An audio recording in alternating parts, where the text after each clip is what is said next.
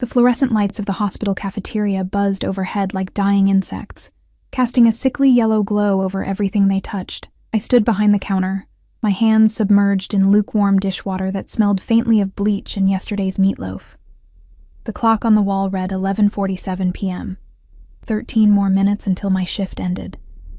13 more minutes until I could peel off these grease-stained scrubs and drag myself back to the studio apartment I could barely afford. My fingers were wrinkled and raw, the skin around my cuticles cracked from the constant exposure to harsh detergent. I'd stopped wearing my mother's ring weeks ago. The silver had started turning my finger green, and I couldn't risk losing it down the drain. Not when it was the only thing I had left of her. "Emma, table 6 needs clearing," Denise called from the register, not bothering to look up from her phone. She never did.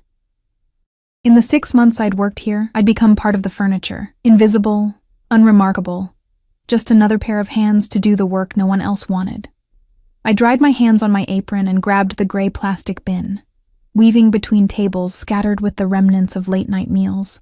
The cafeteria was nearly empty at this hour, just a handful of exhausted residents and one elderly man who came every night to sit alone with his coffee, staring at nothing. Table 6 was in the far corner, tucked away near the emergency exit. Someone had left their tray, half-eaten pasta congealing in cream sauce, a untouched bread roll, a coffee cup with lipstick stains around the rim. I reached for the tray, my mind already drifting to whether I had enough change for the bus, or if I'd have to walk home again. That's when I smelled it. Not the antiseptic sharpness that permeated every corner of St. Catherine's Hospital. Not the competing odors of cafeteria food and cleaning supplies. This was different. Expensive. A cologne that probably cost more than my monthly rent. Something dark and woody with undertones of bergamot and leather, the kind of scent that belonged in boardrooms and private clubs, not a hospital cafeteria at midnight. I turned, the tray still in my hands, and found myself looking directly at a man's chest. A very well-dressed chest, clad in a charcoal suit that fit like it had been sewn onto his body by someone who understood exactly how fabric should drape over muscle and bone. My gaze traveled upward. Crisp white shirt, no tie, the top 2 buttons undone in a way that seemed both careless and calculated. A jaw that could have been carved from marble. Lips that quirked slightly at one corner, as if he found something amusing about my obvious scrutiny.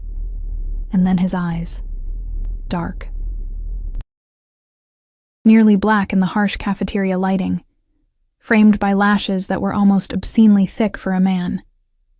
Those eyes were studying me with an intensity that made my breath catch in my throat, like I was a puzzle he was determined to solve.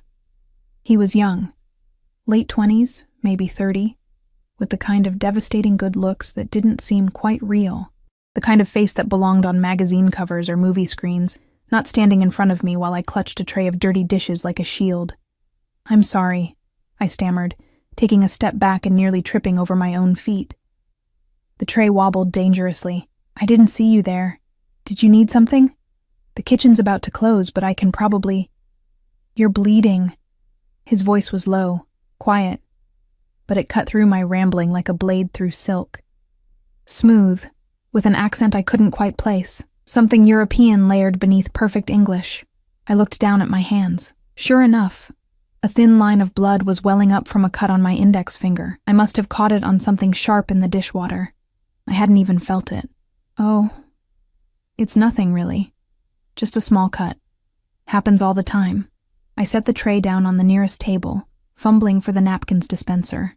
My hands were shaking, though I couldn't have said why. There was something about the way he was looking at me, not with pity or concern, but with something far more unsettling. Recognition, maybe, or possession. Before I could grab a napkin, he moved. Not rushed, not aggressive, but with a fluid grace that suggested every action was deliberate, controlled. He caught my wrist in his hand, his fingers warm against my cold skin, and examined the cut with the same intense focus he'd directed at my face. "You should be more careful." The words were almost gentle, but there was steel underneath them. A command, not a suggestion.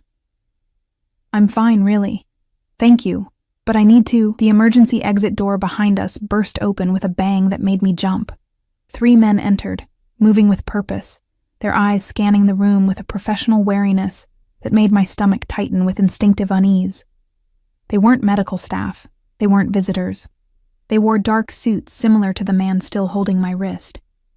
And there was something about the way they carried themselves, the subtle bulges beneath their jackets, the way their hands never strayed far from their sides, that screamed danger. The man in front of me didn't turn, didn't acknowledge them at all.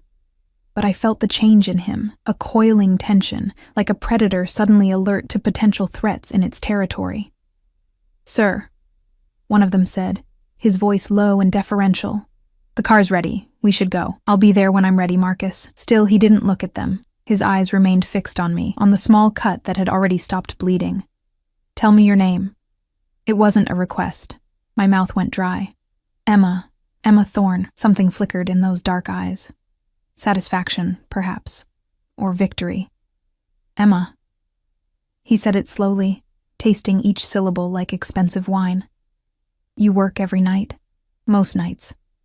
Tuesday through Saturday, 6 to midnight."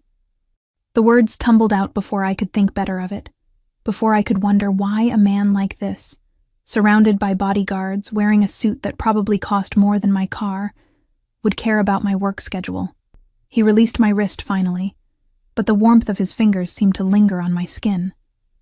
From his pocket, he withdrew a handkerchief, actual linen, monogrammed with initials I couldn't quite make out in the dim light, and pressed it gently against my cut. "Keep pressure on it," he instructed, closing my fingers around the soft fabric. "And Emma?" He leaned in slightly, close enough that I could feel the heat radiating from his body, close enough to smell that intoxicating cologne mixed with something else, something uniquely him. "Be careful walking home alone at night. This neighborhood isn't safe for someone like you." "Someone like me?" I managed to whisper. His lips curved into a smile that didn't quite reach his eyes, unprotected. And before I could process what that meant, he stepped back, buttoning his suit jacket with practiced ease. The three men immediately fell into formation around him, one in front, two behind, creating a protective barrier as they moved toward the exit.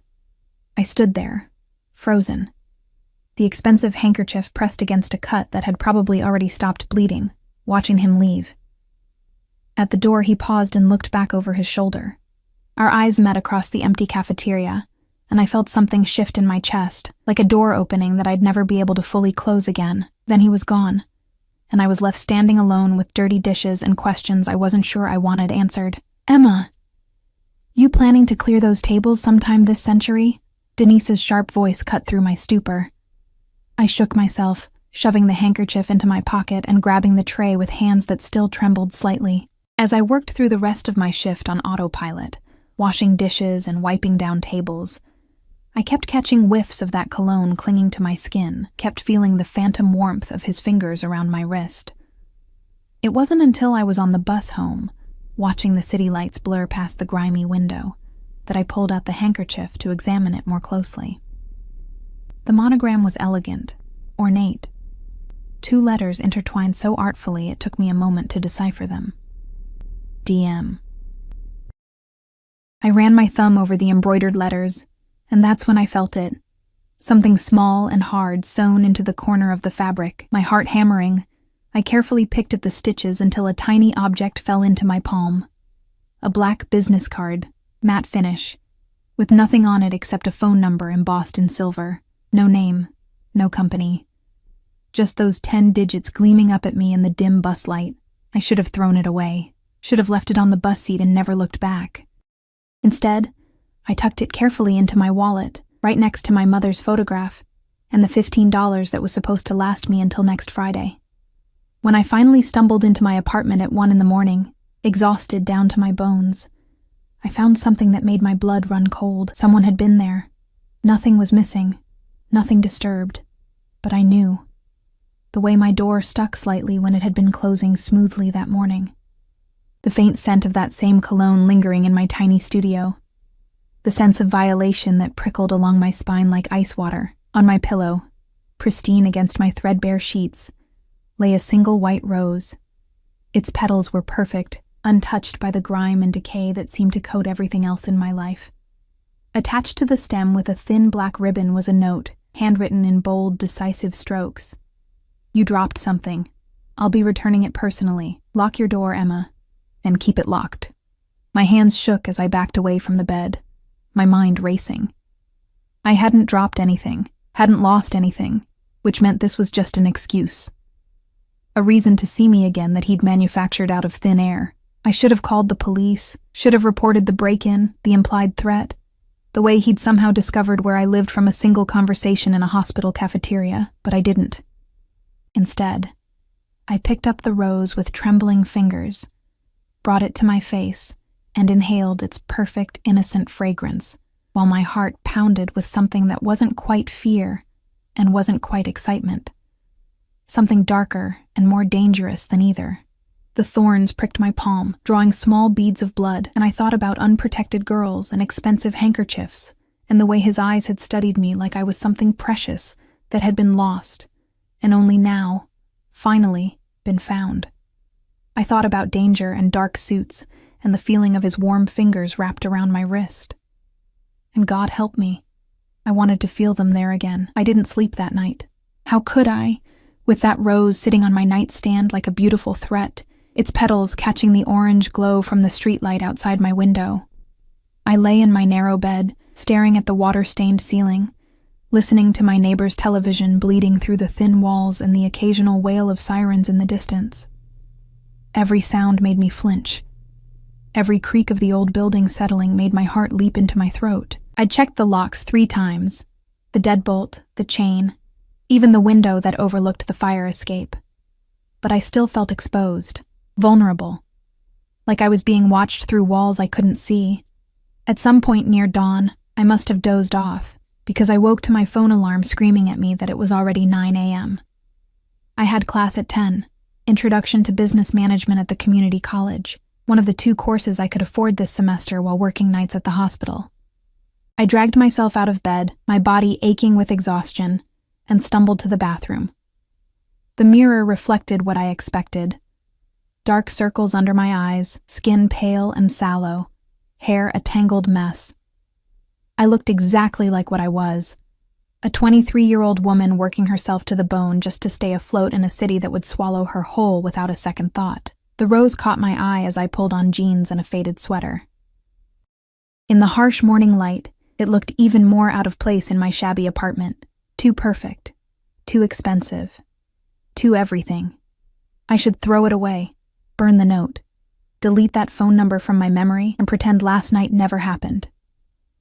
My fingers brushed against the business card in my wallet as I grabbed it. I left the card where it was.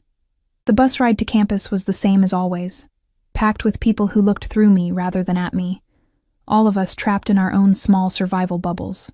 But today, I couldn't shake the feeling that someone was watching.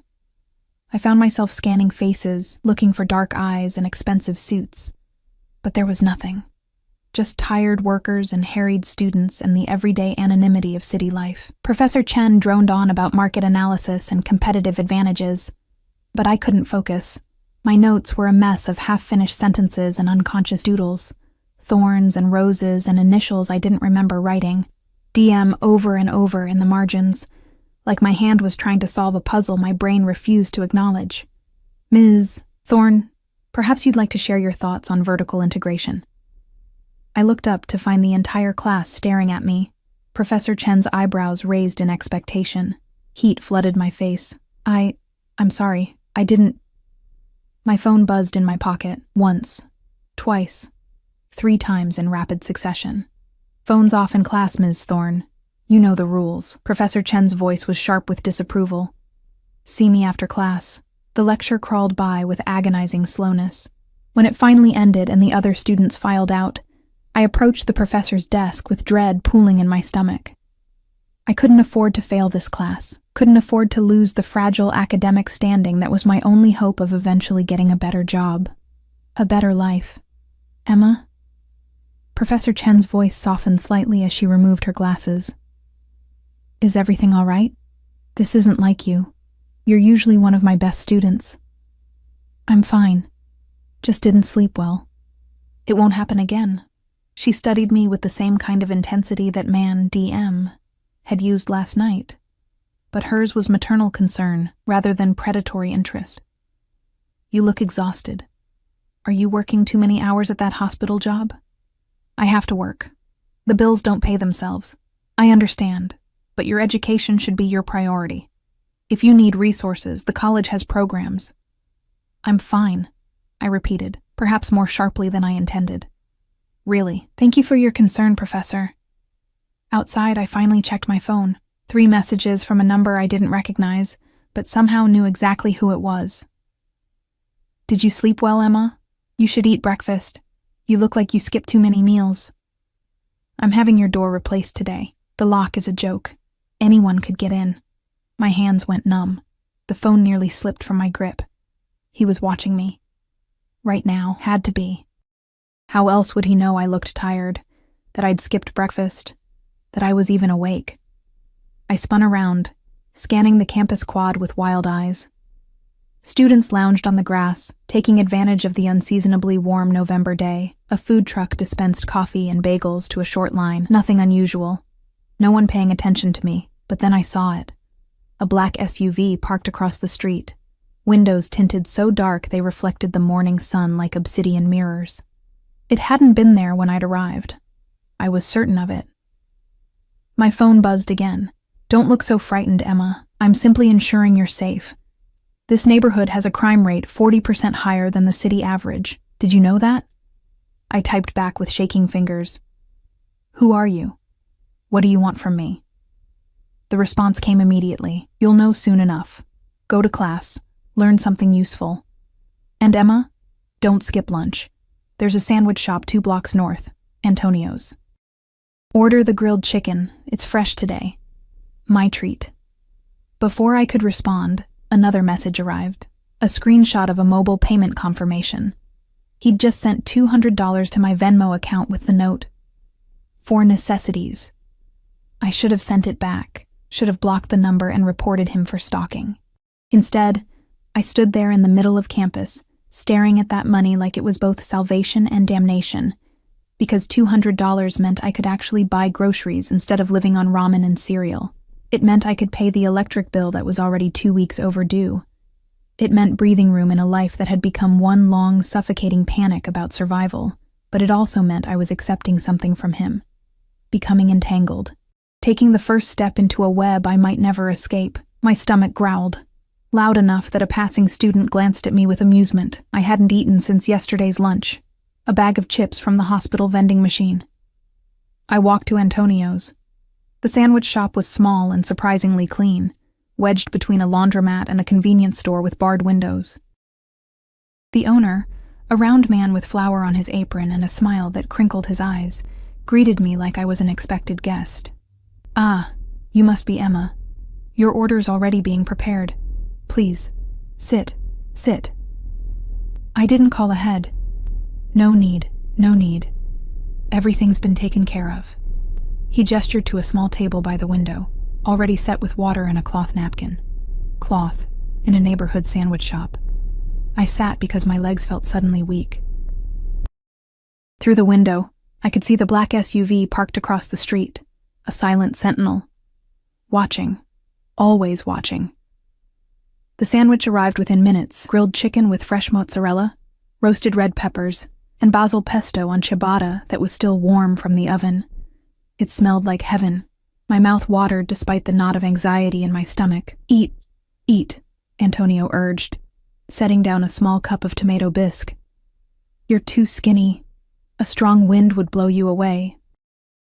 The first bite was transcendent. I hadn't realized how hungry I was, how long it had been since I'd eaten something that wasn't prepackaged or reheated. I devoured half the sandwich before I could even think about what I was doing, accepting his charity, letting myself be taken care of by a man who'd broken into my apartment and was currently having me surveilled. My phone buzzed. I didn't want to look, but I couldn't help myself. Better. But eat the soup, too. You need the calories. I set down the sandwich, my appetite suddenly gone. He's watching me right now, I said to the empty shop. Antonio had disappeared into the back. Always. Get used to it. Why? I typed furiously. Why me? I'm nobody. I have nothing you could possibly want. The response took longer this time. Long enough that I'd almost given up on getting one. Long enough that I'd started eating the soup, which was, infuriatingly, the best tomato bisque I'd ever tasted. You have everything I want, Emma. You just don't know it yet. Finish your lunch. A car will pick you up after your evening class. Don't argue. Don't refuse. Just get in. And if I don't, then I'll come get you myself, and I won't be nearly as patient as I'm being now. There was no threat in the words, just a simple statement of fact. Somehow, that made it more terrifying than any explicit menace could have been. I finished my lunch in silence, tasting nothing. When I tried to pay, Antonio waved me off with a knowing smile that made my skin crawl. Already settled, Bella. Come back anytime. You're always welcome here. Outside, the SUV pulled away from the curb as soon as I emerged, gliding into traffic with practiced ease. But I knew it, or another just like it, would be back, following me to my next class, watching as I went through the motions of my ordinary, invisible life that was suddenly anything but. My afternoon class was a blur.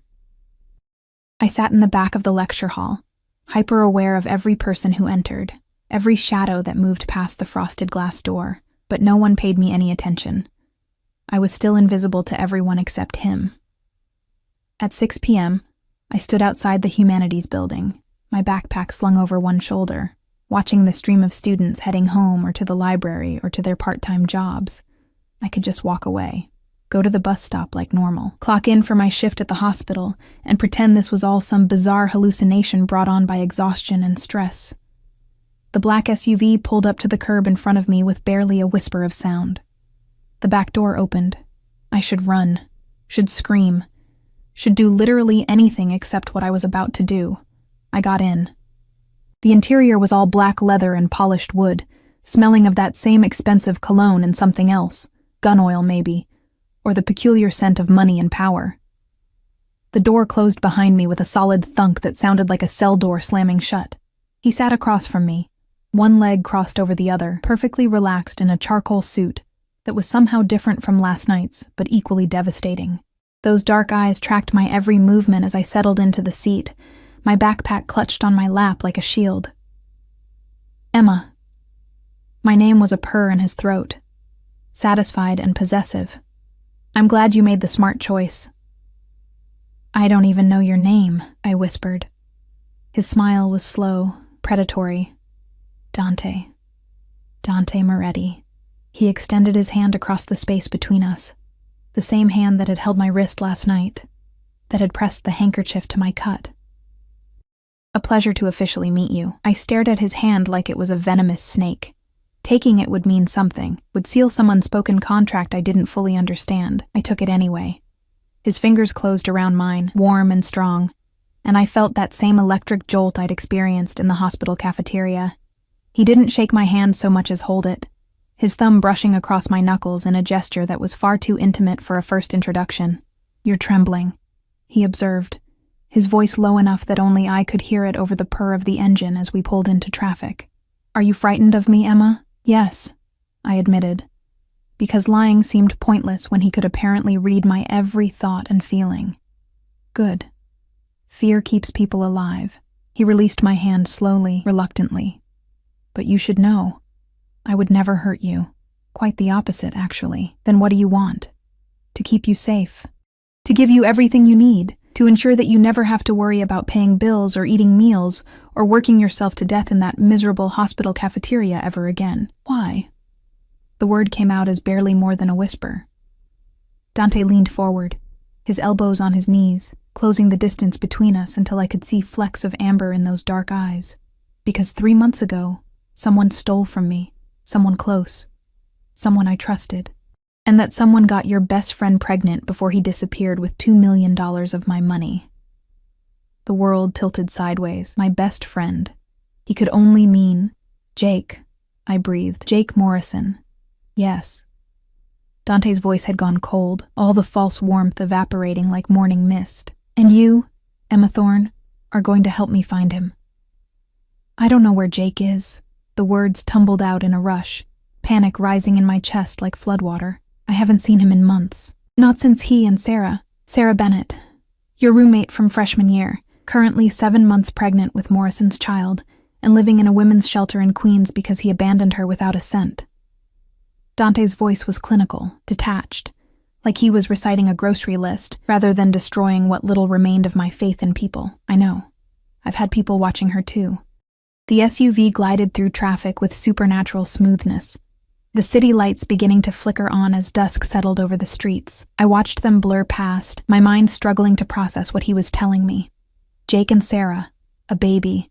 Jake stealing $2 million. None of it made sense. Jake worked in IT, I said stupidly. He fixed computers. He worked in IT for one of my subsidiary companies, had access to certain financial systems, got greedy. Dante pulled out his phone, swiped through it with practiced efficiency, then turned the screen toward me. Recognize this? The photo showed Jake at what looked like a private poker game, cards in hand, chips stacked in front of him, but it was the expression on his face that made my stomach turn, the wild gleam in his eyes, the manic grin. This wasn't the sweet, goofy guy who'd tutored me in statistics and brought Sarah flowers every Friday. This was someone else entirely, someone desperate and dangerous. He had a gambling problem, Dante continued, pocketing his phone. Started small, sports betting, online casinos. Then he found the high-stakes games, lost more than he could ever hope to repay. So he made a choice, steal from me or let the people he owed money to kill him. He chose poorly. And Sarah? My voice cracked on her name. What does she have to do with any of this? Nothing. She's an innocent victim, like you. His eyes softened fractionally, which is why I'm going to take care of both of you. I'm not a victim. I'm not anything. I barely even talk to Jake anymore. We were friends in college, but after he and Sarah got together, we just drifted. I can't help you find him. You're wrong. Dante reached across the space between us, his fingers catching my chin and tilting my face up to meet his gaze. The touch was gentle, but utterly unyielding, and I felt my breath catch in my throat. Jake trusts you. If he's going to contact anyone, it'll be you or Sarah. And since Sarah's phone is tapped and she's under 24-hour surveillance, that leaves you. He won't contact me. Why would he? Because 3 days ago, your mother's medical bills were suddenly paid in full. Every last cent. The hospital called you yesterday to inform you, but you haven't checked your voicemail yet. His thumb brushed along my jawline, a possessive gesture that made heat pool low in my belly despite my fear. That was Jake. Guilt money. Which means he's been watching you. Which means he'll reach out soon. I jerked back from his touch, my mind reeling. My mother's bills. The tens of thousands of dollars in debt from her cancer treatment. The collections notices that had been piling up since she died 6 months ago. The constant phone calls from agencies demanding money I didn't have. Gone? How do you know that? How do you know any of this? Because I know everything about you, Emma. His voice dropped to barely more than a whisper, intimate and terrifying. I know you take the 47 bus to work because you sold your car to pay for your mother's funeral. I know you're lactose intolerant, but you still eat ice cream when you're sad because it was your mother's favorite. I know you have a scar on your left knee from falling off your bike when you were 9. I know you cry in the shower so your neighbors won't hear. I know you're drowning, and I'm offering you a lifeline. Tears burned behind my eyes. What kind of lifeline comes with surveillance and threats? The kind that keeps you alive. The SUV slowed, and I realized we were pulling into an underground parking garage, not the hospital, not my apartment. Somewhere else entirely. Jake stole from me, Emma. That means certain people in my organization want him dead, want everyone connected to him dead. The only reason you and Sarah are still breathing is because I've claimed you both as mine, as my responsibility, my property. Property? The word came out sharp, angry. I'm not a thing you can own. In my world, you are exactly that.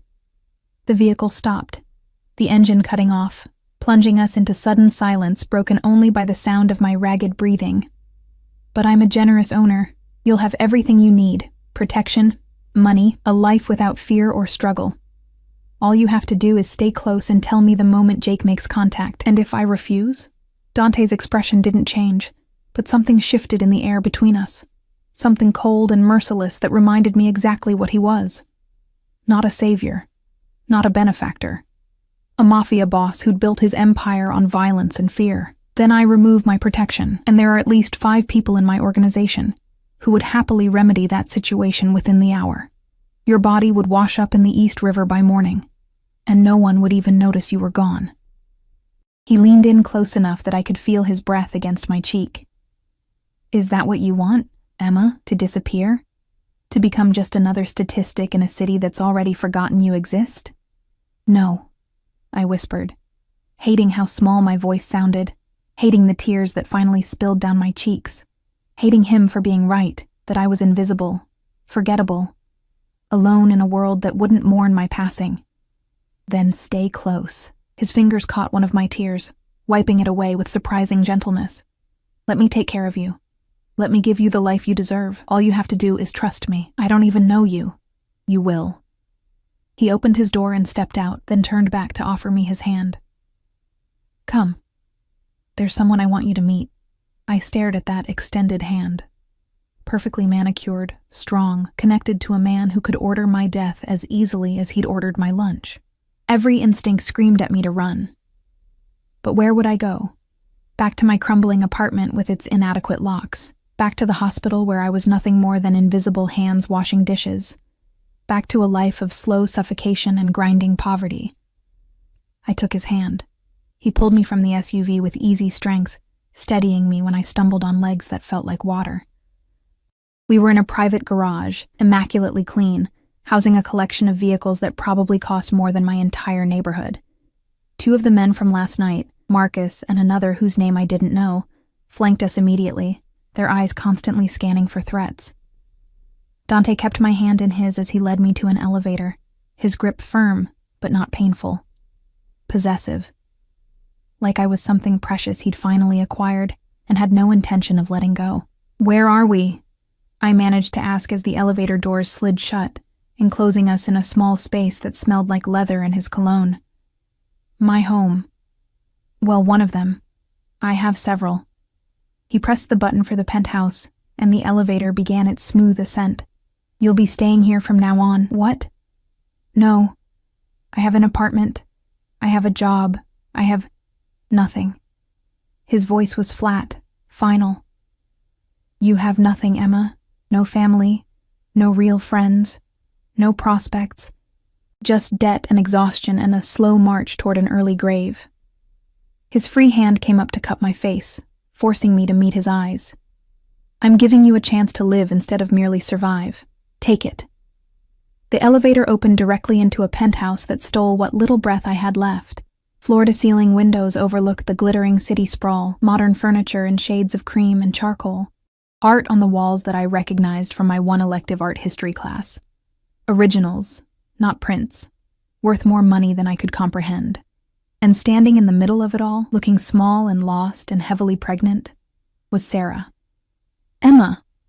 She rushed toward me, or rather waddled as fast as her condition would allow, tears streaming down her face. Oh my God, Emma, I'm so sorry. I'm so sorry. I didn't know. I swear I didn't know what Jake was doing. I caught her in my arms, and we clung to each other like drowning women finding driftwood in a storm. She smelled like the lavender lotion she'd always favored, and feeling her familiar warmth made something inside me crack open. It's okay, I whispered, even though nothing was okay. It's okay. We're okay. Ladies. Dante's voice cut through our reunion, polite but commanding attention. Sarah, why don't you show Emma to her room? I'm sure she'd like to freshen up before dinner. Sarah pulled back, wiping at her eyes, and I saw the changes in her, the roundness of her belly, yes, but also the shadows under her eyes that matched my own, the hollowness in her cheeks that spoke of too much stress and not enough food. But there was something else, too. Expensive maternity clothes, a glow to her skin that came from proper vitamins and health care. A diamond bracelet on her wrist that caught the light. Gifts or shackles. Maybe both. Come on, she said softly, taking my hand. Your room's next to mine. I let her lead me down a hallway lined with more expensive art, my mind still struggling to process everything.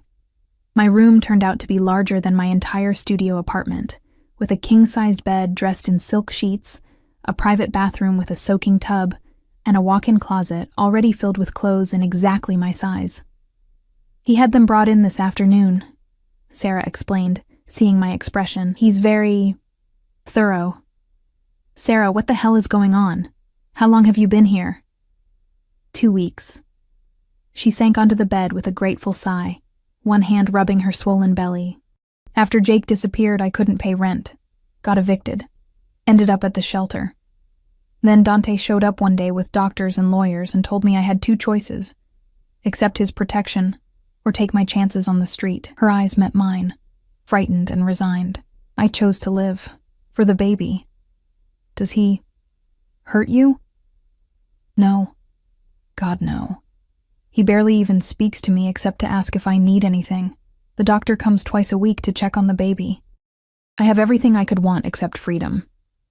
She laughed, but it was a brittle sound. "I'm a bird in a gilded cage, Emma. And now you are too." I walked to the window, pressing my palms against the cold glass, staring down at the city far below. From up here, the streets where I'd struggled and suffered looked like a toy model, unreal and distant.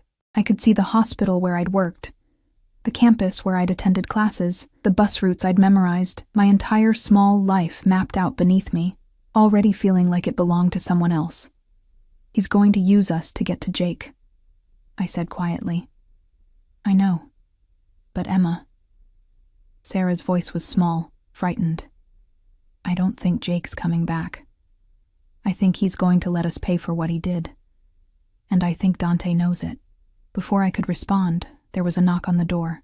Marcus stepped inside without waiting for permission, his expression professionally blank. "Mr. Moretti requests your presence for dinner in 15 minutes. Both of you." His eyes flicked to me. "He suggests you change into something more comfortable, Miss Thorne. You'll find appropriate attire in the closet." He left before I could argue. Sarah heaved herself up from the bed with a grimace. "Don't fight him on the little things," she advised. "Save your battles for what matters." After she left, I stood alone in this beautiful prison, staring at the closet full of expensive clothes I hadn't chosen and didn't want. My reflection in the mirror showed a woman I barely recognized, pale, exhausted, trapped. I thought about running, about calling the police, about refusing to play whatever game Dante was orchestrating, but then I thought about my mother's paid-off medical bills, about Sarah and her unborn baby, about Dante's casual mention of bodies in the East River and how easily I could disappear. And I thought about the way his fingers had felt against my skin, the heat in his eyes when he looked at me, the possessiveness in his voice when he'd called me his property. I should have been more frightened, should have been planning escape routes and exit strategies. Instead, I found myself wondering what it would feel like to surrender, to stop fighting and struggling and just let him catch me. I changed into a simple black dress from the closet. Designer, perfectly fitted, probably worth more than a month of my wages. When I looked in the mirror again, I saw someone different, someone who might belong in a penthouse overlooking the city, someone who might be worth protecting, someone who might already be falling into a trap she'd never escape. And the most terrifying part, I wasn't sure I wanted to. Dinner was served in a dining room that could have seated 20 but held only 3. Dante at the head of the table, Sarah and me on either side. Crystal chandeliers cast warm light over china so delicate I was afraid to touch it, and the food kept coming in courses I couldn't name, prepared by a chef I never saw. Dante watched me throughout the meal with those dark, unreadable eyes, tracking every bite I took, every nervous gesture, every glance I exchanged with Sarah. He barely touched his own food, seemingly more interested in observing us, observing me, than in eating. "You need to eat more," he said, when I set down my fork after finishing only half of the main course, some kind of fish in a butter sauce that melted on my tongue. "You're underweight." "I'm fine." "You're malnourished. I've seen your medical records. When was the last time you had a physical? Had your blood work done? Actually took care of yourself instead of just surviving day to day?" The invasion of privacy should have angered me. Instead, I felt a strange flutter in my chest, something disturbingly close to being cared for. No one had worried about my health in months, not since my mother died. "I can't afford doctors," I said quietly. "You can now. I've arranged for a full physical tomorrow morning. Dr. Chen will come here. I have class tomorrow. Not anymore. He said it so casually, like he was commenting on the weather rather than dismantling my life piece by piece. I've withdrawn you from the semester. You'll re-enroll in the spring at a better school, Columbia, perhaps, or NYU. Whichever you prefer. I stood up so fast my chair scraped against the floor, the sound harsh in the elegant room. You had no right. That's my education, my future. You can't just... I can do whatever I want. He didn't raise his voice, didn't move from his relaxed position, but the air in the room changed, became heavier, dangerous. You're under my protection now, Emma. That means you do what I say when I say it. For your own good. My own good? You're kidnapping me. I'm keeping you alive. He stood then, moving around the table with that predatory grace, and I found myself backing up until I hit the wall. He didn't stop until he was close enough that I could feel the heat radiating from his body, could smell that intoxicating cologne mixed with something darker. Whiskey, maybe. Or the smoke from whatever deals he'd made today. Do you know what happened to the last person who betrayed me, Emma? Do you want me to tell you the details? No, I whispered. Good. Because those details would give you nightmares.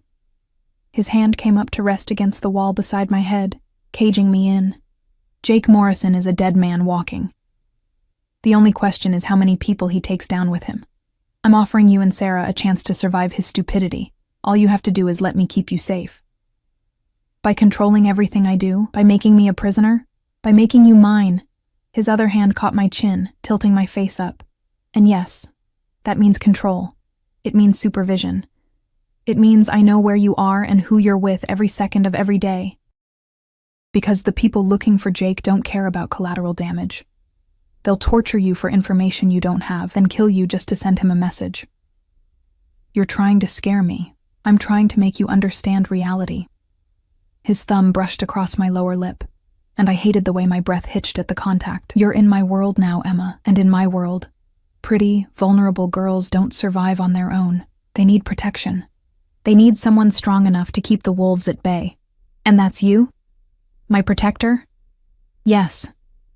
The word was barely more than a whisper, but it resonated through me like a physical touch.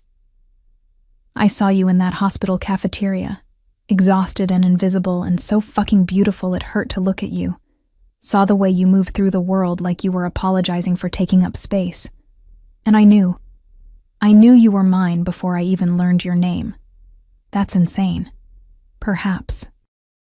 His lips curved into a smile that was more predatory than amused. But it's also true. I've built an empire on instinct, Emma, on knowing what I want and taking it, and I want you. Why? The question came out as barely more than a breath. I'm nobody. I have nothing. I'm not... You're everything. His hand moved from the wall to tangle in my hair, fingers tightening just enough to make my scalp tingle. You're uncorrupted by this world. Untouched by the dirt and violence that coats everything in my life. You're good, Emma. Pure. And I'm going to keep you that way even if it means locking you in a tower and throwing away the key. I don't want to be locked away. Then don't fight me. Accept what I'm offering. Let me take care of you. His face moved closer, close enough that his lips were almost brushing mine. Let me give you everything you've been denied. Everything you deserve. I should have pushed him away. Should have screamed for help. Though who would come? Who would save me from a man who owned everything and everyone around him? Instead, I stood frozen, my heart hammering against my ribs, my body betraying me by leaning into his warmth instead of away from it. Emma. Sarah's voice cut through the tension like a knife. She stood in the doorway, one hand on her belly, her expression pleading. Don't fight him. Please. It's not worth it. Dante pulled back slowly, releasing me, but not before his fingers trailed down my neck in a gesture of obvious possession. Sarah understands. She's learned to accept reality. You will too. He walked past her without another word, leaving me slumped against the wall, my legs shaking and my mind in chaos. Sarah crossed to me immediately, grabbing my hands. He's not going to hurt you, she said urgently. But you can't defy him directly. It only makes things worse. How can you accept this? How can you just give in? Because I have a baby to think about. Her voice cracked, tears spilling down her cheeks. Because I have no money, no family, no options. Because Dante Moretti might be a monster, but he's a monster who's keeping us fed and safe and alive. Do you understand? Alive, Emma, which is more than Jake ever cared about. I pulled her into my arms, and we stood there in that beautiful dining room, two women trapped in a gilded cage, holding each other because there was no one else. That night, I lay in my enormous bed, staring at the ceiling and listening to the unfamiliar sounds of the penthouse. Sarah had gone to sleep hours ago, exhausted by the baby and the stress. But I couldn't quiet my mind. My phone, my old cracked phone that I'd somehow been allowed to keep, sat on the nightstand, dark and silent. No messages from Jake, no calls, nothing. Around 2 a.m. I heard it. Footsteps in the hallway, a pause outside my door. The handle turned slowly and my heart leapt into my throat. The door opened just enough for a shadow to slip through. Tall, broad-shouldered, unmistakable. "What are you doing?" I whispered, sitting up and clutching the silk sheets to my chest like they could protect me. "Making sure you're still here." Dante's voice came from the darkness near the door. "That you haven't done anything stupid like trying to escape." How would I escape? We're 30 floors up, and I'm sure every exit is guarded. "Smart girl," I heard rather than saw his smile. But people do stupid things when they're desperate. I needed to see for myself. You could have checked the cameras. I'm sure you have them everywhere. I do. But I wanted to see you in person. Wanted to... He trailed off, and I heard him move closer, his footsteps soft on the plush carpet. Wanted to make sure you were real, that I hadn't imagined you. The vulnerability in his voice surprised me. This wasn't the cold mafia boss who'd threatened me over dinner. This was something else. Something raw and almost frightened beneath the armor of control. "I'm real," I said softly. "Yes." He sat on the edge of my bed, and in the faint light from the window, I could see his profile, the strong jaw, the sharp cheekbones, the way his shoulders carried invisible weight. My mother used to say that some people are meant to save us, that angels wear unexpected faces. I'm not an angel, no. But you're mine to protect. Mine to keep safe. His hand found mine in the darkness, fingers intertwining with a gentleness that contradicted everything I knew about him. "I know you're frightened. I know this isn't what you wanted, but I promise you, Emma, I will never let anyone hurt you. Not Jake's enemies. Not random violence on the street. Not even yourself." "What if you're the one hurting me?" He was silent for a long moment, his thumb tracing circles on my palm. "Then I'll be the monster you need me to be. Because keeping you alive matters more than keeping you happy. That's not love. That's obsession. I never said I loved you." His voice dropped to barely more than a whisper. "I said you were mine. There's a difference." He stood then, releasing my hand with obvious reluctance. "Sleep, Emma. Tomorrow you start your new life. Dr. Chen will examine you in the morning. Then you'll meet with the tutors I've arranged. You're not abandoning your education, just adjusting it to a safer format. In the afternoon, you'll accompany Sarah to her prenatal appointment. You're going to be her birth partner when the time comes. You've planned everything. I always do." He moved toward the door, then paused. "And Emma, don't try to contact anyone from your old life. Your phone is monitored. Your emails are being read. If Jake reaches out, you tell me immediately. That's not a request." After he left, I lay in the darkness for hours, my hand still tingling where he'd held it. Outside the window, the city glittered like scattered diamonds, beautiful and cold and indifferent to the small tragedies playing out in its towers. I thought about escape, about authorities, about fighting back. But I also thought about Sarah and her baby, about Dante's casual mention of bodies in the river, about the warmth of his hand and the hunger in his eyes, and the terrifying possibility that some part of me, some damaged, desperate part, wanted to be claimed by someone who saw me, really saw me, even if that someone was a monster. 3 days passed in strange domesticity. Dr. Chen confirmed I was malnourished and anemic, prescribed vitamins I actually had access to, and scheduled follow-up appointments I would actually attend. The tutors were patient and knowledgeable, teaching me more in a few hours than I'd learned in weeks of distracted college classes. Sarah and I fell into an easy rhythm, cooking together in the massive kitchen, watching movies on the huge television, pretending we were just two friends having a sleepover, rather than two prisoners in a gilded cage. Dante was everywhere and nowhere. I'd catch glimpses of him on calls in his office, his voice low and threatening in Italian. He'd appear at dinner, watching me eat with those intense eyes, making sure I finished every bite. Once I woke in the night to find him standing at my window, staring out at the city, and something about his stillness made my heart ache. On the fourth day, everything changed. I was in the kitchen making tea when my phone buzzed.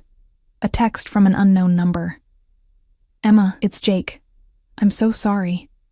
I never meant for any of this to happen. I need to see you. Need to explain. Meet me tomorrow at 2 p.m. The old coffee shop near campus. Come alone, please. I'm begging you." My hands shook so badly I almost dropped the phone. This was it.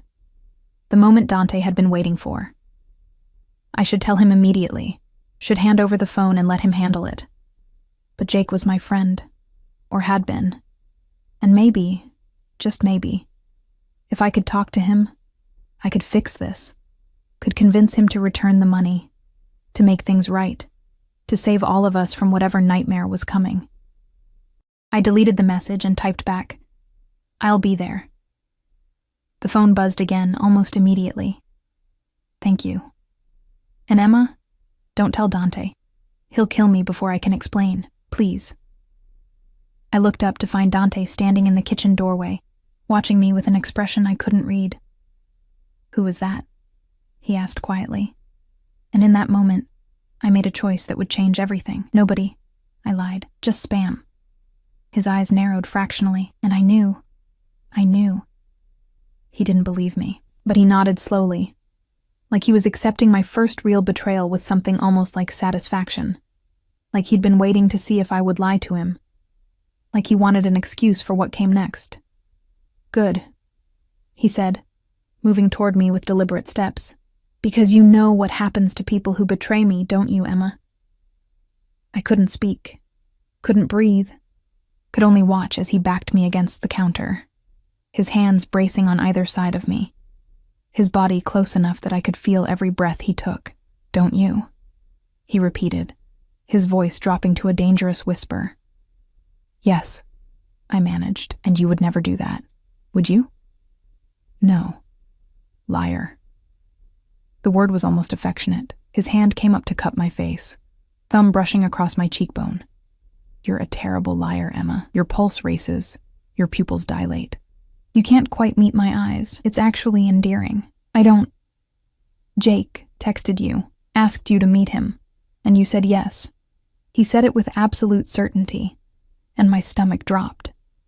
"Did you really think I wouldn't know, that I wouldn't have alerts on every communication device in this penthouse?" Tears burned behind my eyes. I just wanted to talk to him, to fix this. "There's nothing to fix. He made his choice. Now you've made yours." He leaned in until his lips were against my ear. "Tomorrow at 2 p.m., you'll go to that coffee shop. You'll meet Jake, and you'll wear this." Something cold touched my throat. A necklace settling against my skin, delicate chain, small pendant. I looked down to see a tiny diamond glittering between my collarbones. "It's beautiful," I whispered stupidly. "It's a tracker, and a listening device, and a panic button." His fingers fastened the clasp at my nape with practiced ease. "You'll go to Jake.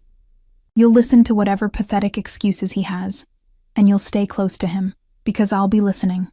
I'll be watching. And the moment, the very second, he threatens you or tries to take you away, I'll put a bullet between his eyes." "No. Dante, please. He's a dead man, Emma. Has been since the moment he stole from me. The only question is whether you survive his stupidity."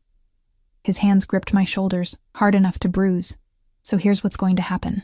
You're going to be my bait, my beautiful, innocent bait. And when Jake reveals where he's been hiding, who he's been working with, what his plan is, I'm going to end him. Understand?" I nodded, tears finally spilling down my cheeks. "Good girl." He kissed my forehead. a gesture so tender it made my heart crack. "Don't worry, I'll keep you safe. That's what I do. I keep what's mine." He left me there, shaking and crying, the necklace heavy around my throat like a collar, like a leash, like a promise that I would never, ever be free. The coffee shop looked exactly as I remembered. Faded brick exterior, mismatched furniture visible through steamed windows, the perpetual smell of burnt espresso and old books. I'd spent countless hours here during my freshman year, studying with Sarah and Jake, believing the world was full of possibilities instead of traps. That girl felt like someone else entirely. I sat at a corner table, my hands wrapped around a latte I couldn't taste, the necklace heavy against my collarbone. Every instinct screamed at me to run, but where would I go? Dante's men were everywhere. I'd spotted at least 3 on my walk from the SUV that had dropped me off 2 blocks away. The driver, Marcus, had given me explicit instructions. Stay visible, keep the necklace on, don't leave with Jake under any circumstances. As if I needed the reminder. As if I could forget the way Dante had looked at me this morning before I left. His dark eyes burning with something between possession and worry. His fingers lingering on my face like he was memorizing every detail in case it was the last time he saw me. "Stay close," he'd murmured against my temple, "and come back to me." Not a request, a command. But his voice had held something raw beneath the authority, something that sounded dangerously close to fear. The bell above the door chimed, and Jake walked in. I barely recognized him. The confident, easygoing guy I'd known had been replaced by someone gaunt and hollow-eyed, his clothes hanging loose on a frame that had lost too much weight too fast. He scanned the room with jerky, paranoid movements before his eyes found mine. The relief that flooded his face made my chest ache. "Emma." He slid into the seat across from me, reaching for my hands. I pulled them back, and hurt flickered across his features. I know you hate me. You should. But I needed to see you. Needed to explain. Explain what? How you stole $2 million from the Mafia? How you got Sarah pregnant and then abandoned her? How you've put everyone you supposedly cared about in danger. My voice was low but sharp, cutting through the ambient noise of the coffee shop. It wasn't supposed to happen like this. I was going to pay it back, I swear. The gambling. I thought I could win it back. Thought I could fix everything before anyone noticed. But it all went wrong so fast. He ran shaking hands through his hair, and I saw the tremor in his fingers, the wild edge to his eyes. "They're going to kill me, Emma. Moretti's people. They've already killed 2 guys I worked with. I'm next. Then give the money back. Turn yourself in. Let Dante..." "Dante?" Jake's eyes sharpened with sudden focus. "You're calling him Dante? Jesus Christ, Emma, what has he done to you?" I touched the necklace reflexively, and Jake's gaze followed the movement. His face went pale. "You're wearing his jewelry. He leaned back, something like horror dawning in his expression. "He's claimed you, hasn't he? Made you his." "Oh God, Emma, I'm so sorry. I never meant..." "What did you mean then? What was your plan, Jake?" "I was going to disappear. Change my name. Start over somewhere Moretti couldn't find me. But I couldn't leave without seeing you one more time. Without making sure you were okay." His hand shot across the table, grabbing mine before I could pull away. "Come with me. Right now. I have a car 2 blocks from here. We can be across the state line in 3 hours. Mexico by tomorrow. He can't chase us forever. And Sarah? Your baby?" Guilt flashed across his face, quickly buried. Sarah made her choice. She's safer with Moretti's protection than she would be on the run with me. "You're a coward." The words came out flat, factual. "You're willing to let her raise your child alone while you run away from your mistakes."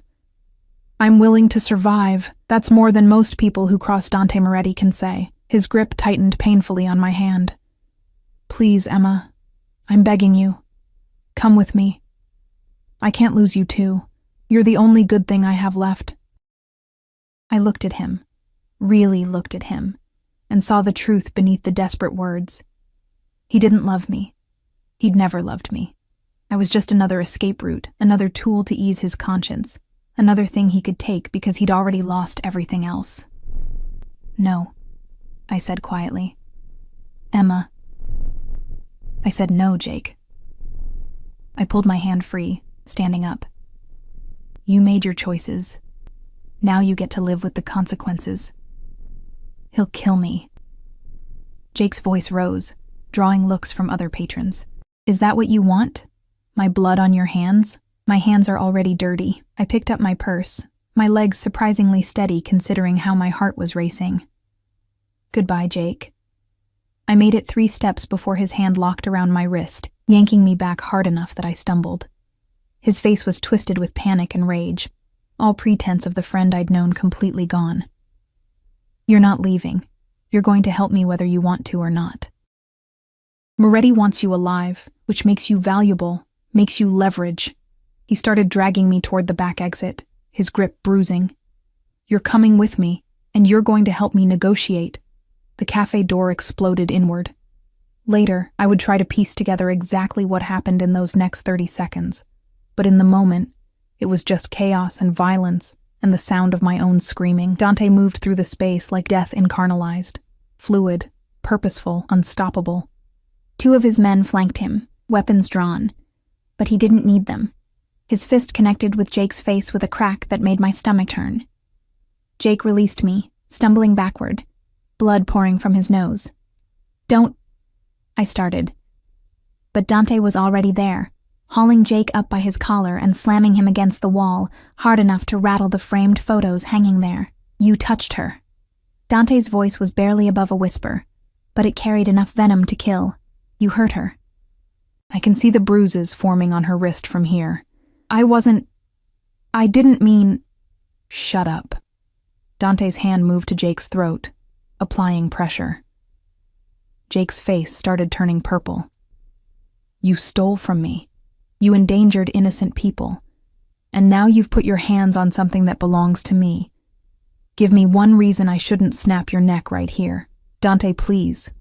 I found my voice, moving closer despite the carnage, despite the very real possibility that I was about to watch a man die. "Please don't. Not here. Not like this." His eyes flicked to me, and what I saw there made my breath catch. Fury, yes, but also fear. Real, visceral fear that something had happened to me, that I'd been hurt, that he'd been too late. "He bruised you," Dante said, his voice rough with barely controlled rage. "He put his hands on you with intent to harm, to take you from me. But he didn't. I'm fine. I'm here. I'm safe." I stepped closer, close enough to touch his arm. "Please. Let the law handle him.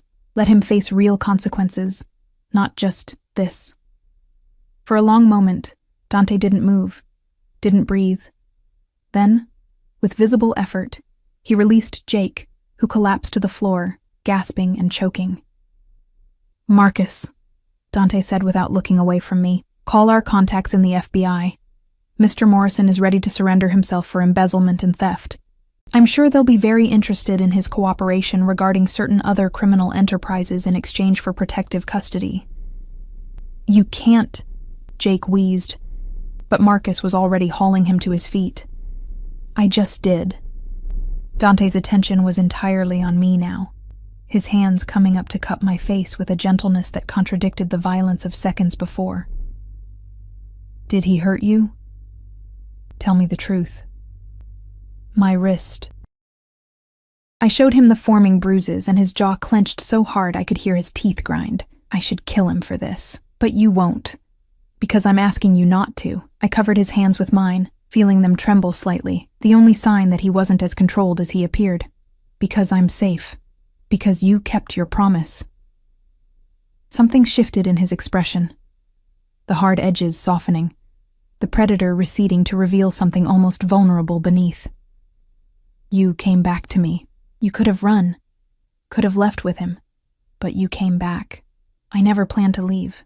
The truth of it surprised me. I was angry that you used me as bait, angry that you manipulated the situation, but I never wanted to leave. Why?" The question was barely audible, like he was afraid of the answer. "Because..."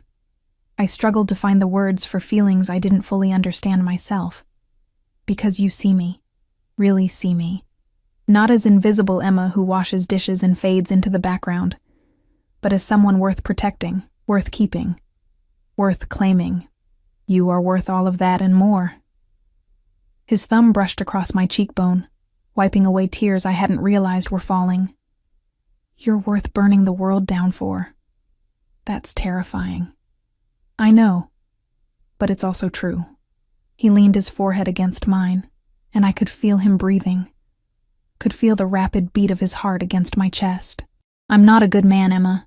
I've done things that would make you sick, hurt people, killed people, built an empire on blood and fear. But with you, God, with you, I want to be different, want to be the man you see when you look at me. I see a monster, I whispered. I know. But I also see someone who paid my mother's medical bills, who's taking care of Sarah and her baby, who holds my hand in the dark and checks on me while I sleep to make sure I'm real. More tears fell, hot and fast. I see someone who's obsessed with me in a way that should terrify me, but instead makes me feel more alive than I have in years. His hands tightened on my face. Emma, I'm not saying I love you.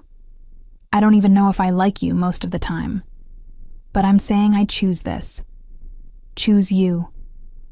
Choose staying close instead of running away. I met his eyes, dark and intense, and entirely focused on me. Because maybe I need to be claimed just as much as you need to claim me. The kiss was inevitable. His lips crashed against mine with desperate hunger, one hand tangling in my hair while the other wrapped around my waist, pulling me flush against him. I could taste coffee and mint and something darker. Possession, maybe, or surrender. I kissed him back with equal fervor, my hands fisting in his shirt, holding on like he was the only solid thing in a world that had turned liquid and uncertain. When we finally broke apart, both breathing hard, I was distantly aware that we were still in the coffee shop, that people were staring, that Marcus was efficiently removing Jake while police sirens wailed in the distance. But none of it mattered. Nothing mattered except the way Dante was looking at me, like I was oxygen, and he'd been drowning, like I was salvation for a man who'd long since given up on redemption. Take me home, I said quietly. Home?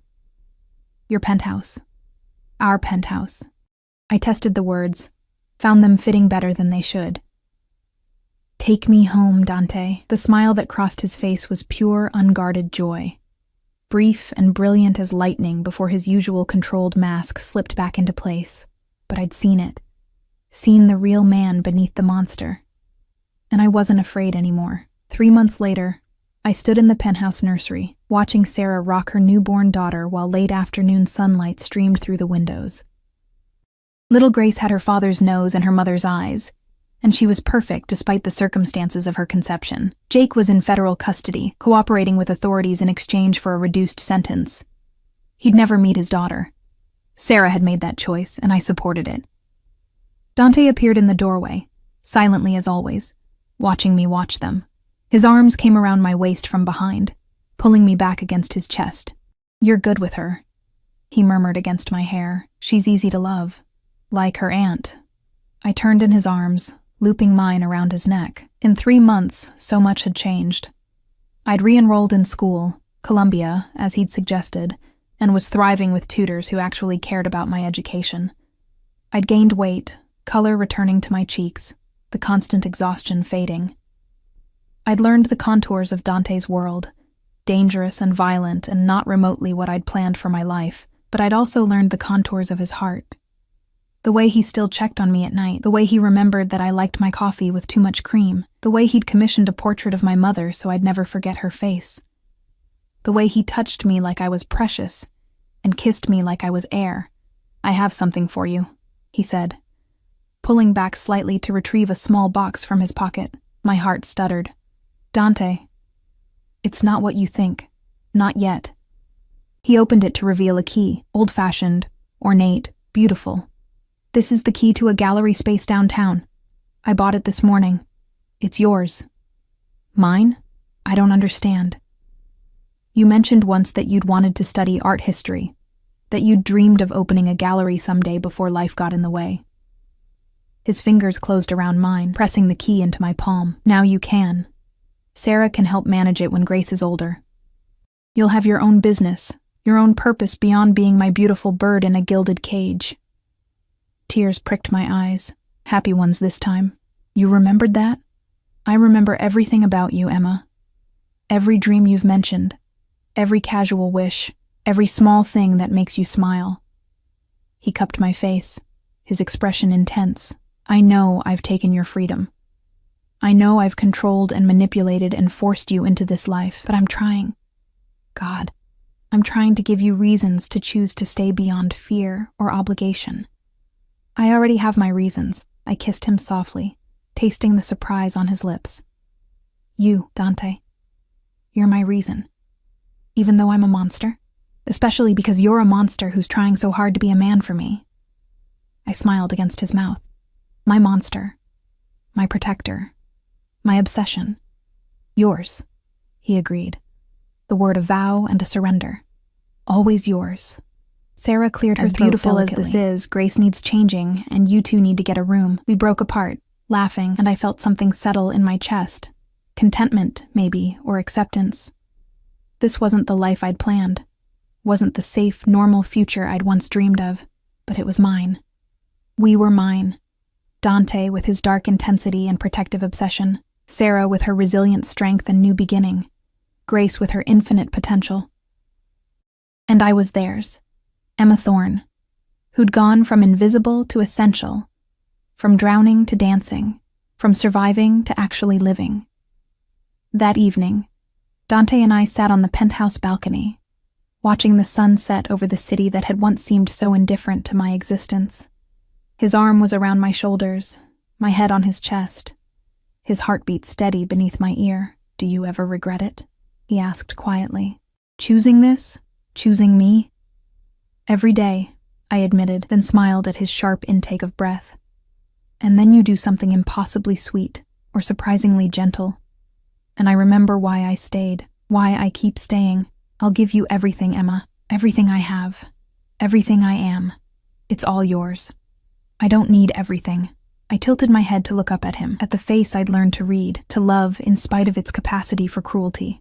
I just need you to stay close, to keep watching over me, to keep claiming me like I'm something precious worth fighting for. Always.